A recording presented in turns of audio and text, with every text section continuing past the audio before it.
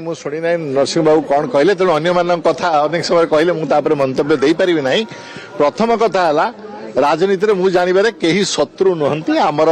मत पार्थक्य अच्छी दर्शन रे पार्थक्य अच्छी आइडियोलोजी रे पार्थक्य अच्छी ओडिशा जनसाधारण स्वार्थ पाई कोटा ठीक से विषय आमर गोटे निश्चित भाव में व्यू अच्छी दृष्टिकोण अच्छी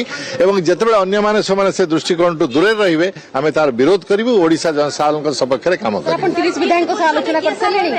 नहीं। आज तो नॉमिनेशन देली काली स्क्रूटिनी सैले समस्त विधायक पाखे व्यक्तिगत भाव पहुंचबी एवं आम विधायक माने समस्त मते स्वागत करिसेंती समस्त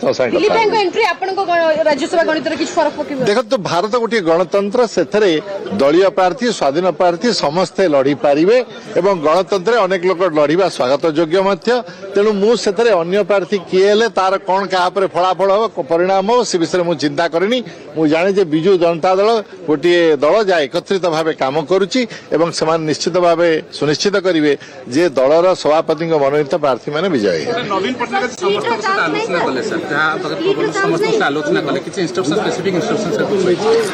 सब आह्वान रही दलर एकता दृढ़ता एवं दलर भविष्य ओडिशार भविष्य जोटा ठीक से करवा उचित एवं समस्त से जानिबा उचित जे जो अतीत रे थिला जे लोक माने चर्चा करुथिले एबडी भोट हे गेला सेबडी भोट हे गेला वर्तमान सेटा हबो नाही काहेकि ना वर्तमान समस्ते वर्तमान आईन अनुसार देखि भोट देबे एवं आम दल रे समस्ते एकत्रित ही अछंती जे दलर जो प्रार्थी अछंती ताको समान समर्थन